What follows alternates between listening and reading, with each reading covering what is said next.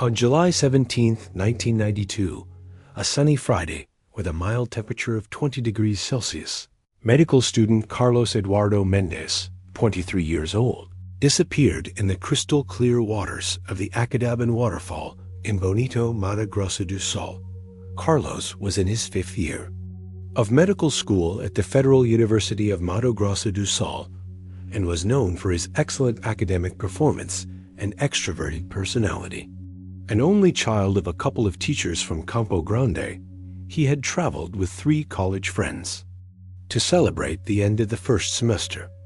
Bonito, located 297 kilometers from the capital Campo Grande, was emerging in the early 90s as an ecological paradise, though it did not yet have the robust tourist infrastructure it would later develop. The region, famous for its transparent waters, caves, rivers, and waterfalls, attracted mostly students and adventurers seeking contact with nature. The group arrived in the town on Thursday, July 16th, staying in a small inn in the center. The following morning, around 9:30 a.m., they headed to the Acadaban waterfall, located 42 kilometers from the town center on a dirt road with poor access. At that time, the location did not require mandatory guides or regulated safety equipment, unlike the strict protocols that would be implemented later.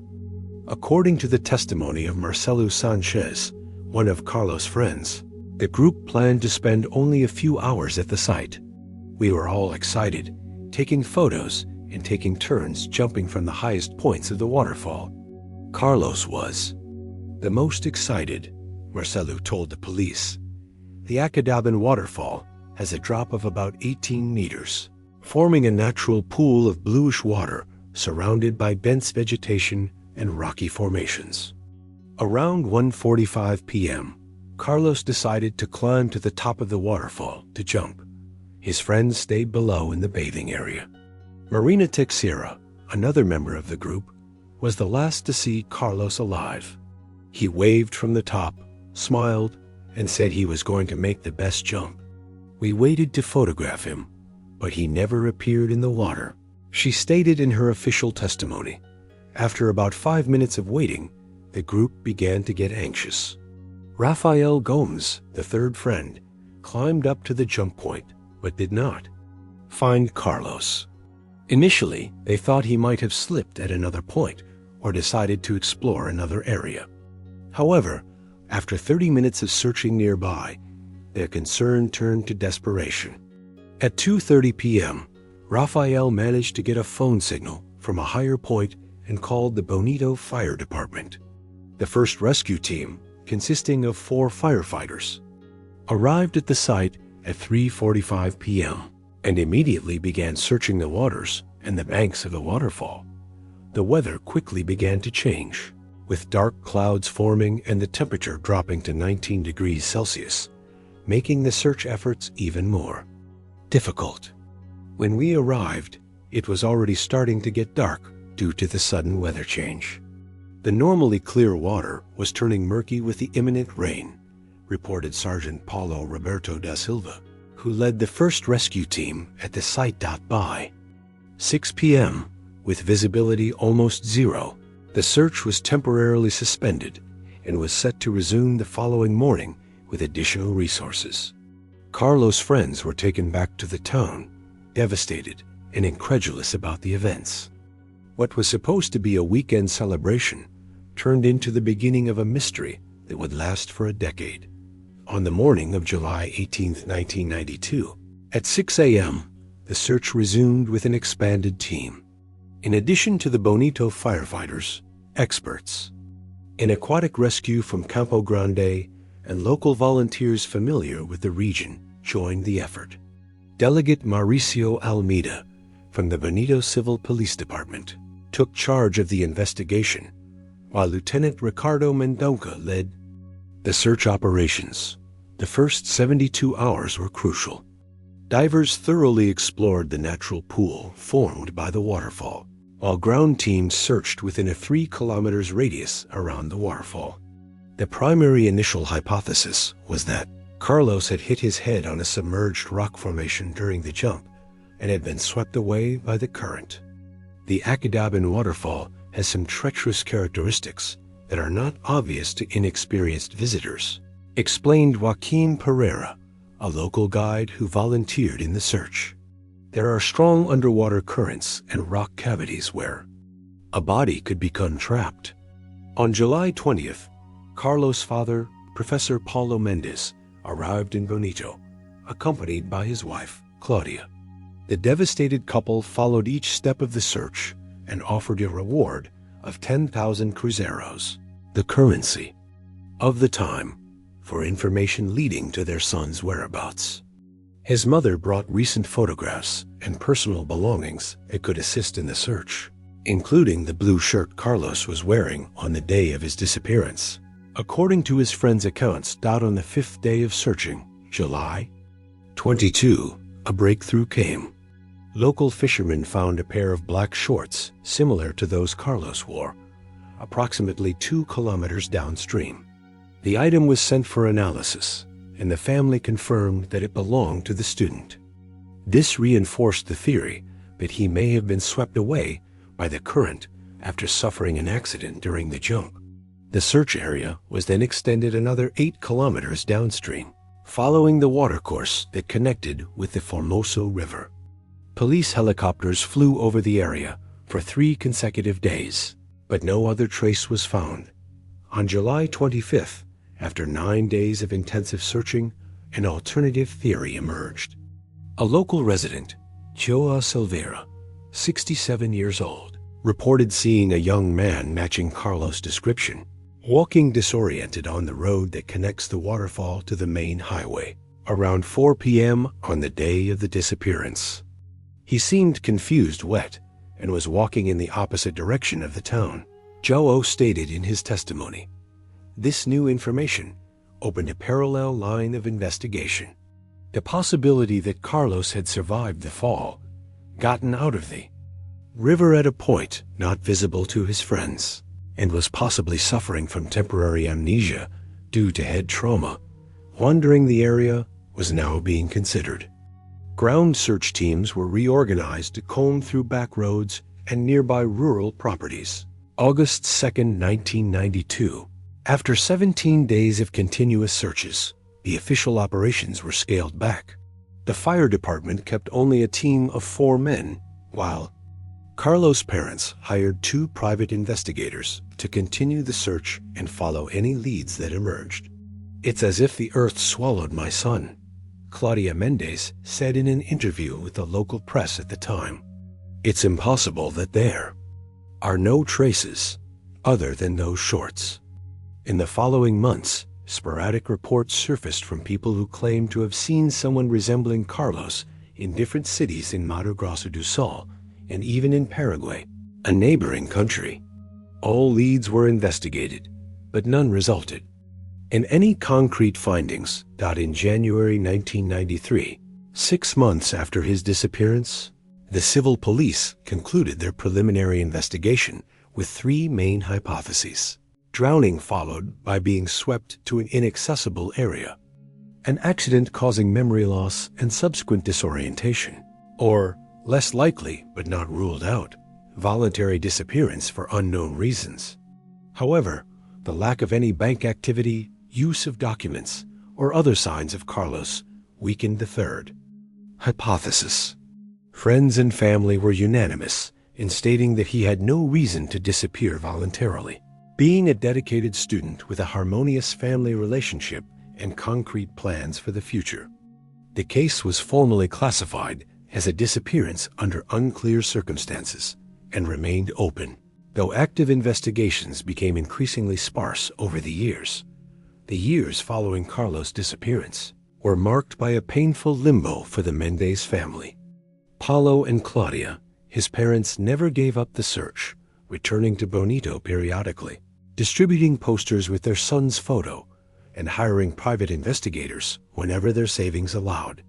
In 1995, 3 years after his disappearance, the couple founded the Mato Grossense Association of Families of the Missing, IMFD, which helped give visibility not only to Carlos' case, but also to dozens of other disappearances in the state. The initiative contributed to improving search and investigation protocols in similar cases. Meanwhile, Bonito underwent significant transformations. Ecotourism grew exponentially, and with it, stricter safety regulations were implemented. Starting in 1997, it became mandatory to be accompanied by accredited guides at all the region's natural attractions, to wear life vests during aquatic activities, and to formally register all visitors. Carlos' case was a turning point for tourism in Bonito, explained Ricardo Ferreira, then the town's tourism secretary, in an interview in 1998. It was a tragedy that forced us to completely rethink our approach to visitor safety. In 2008, 8 years after Carlos' disappearance, the Acadaban waterfall, where Carlos had vanished, was formally incorporated into Bonito's official tourist circuit. After undergoing structural improvements, including stairs with handrails at access points, designated areas for jumping, and a monitoring system with guides trained in first aid.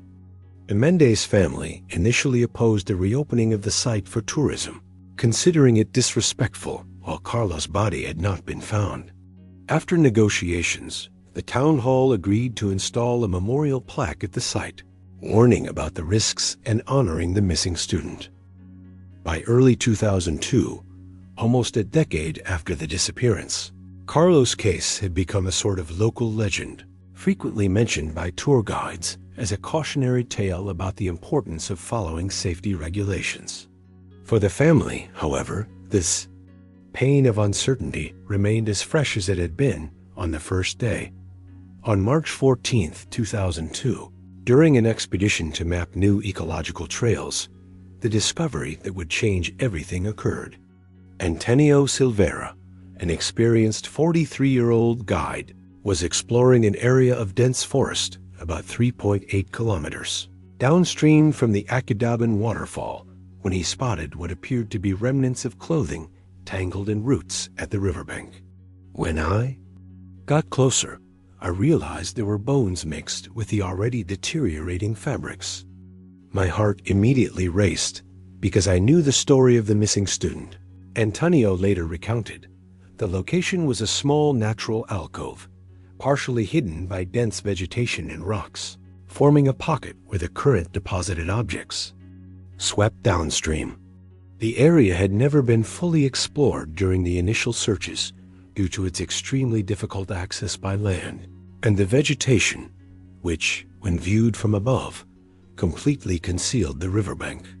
Antonio took photographs of the site with a digital camera, a technology that hadn't been available during the 1992 searches, and precisely marked the coordinates using a portable GPS, another piece of equipment that didn't exist in an accessible form at the time of the disappearance.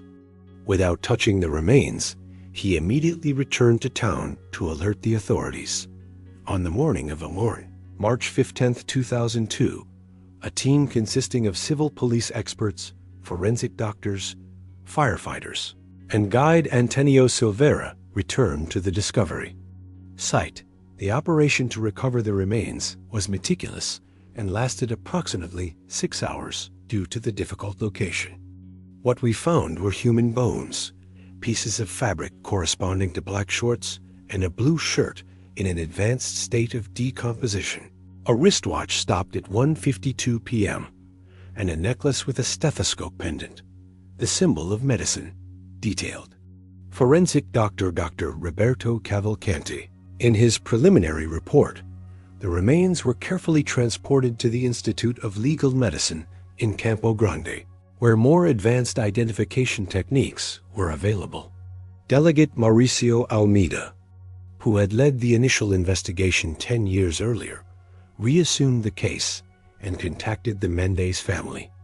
Paulo and Claudia Mendez, who had moved to São Paulo 5 years after their son's disappearance, immediately returned to Mato Grosso do Sul. The couple, now with graying hair and faces marked by the suffering of a decade of uncertainty, provided DNA samples for comparison with the remains found. On April 2, 2002, The results of the tests confirmed what everyone had already suspected.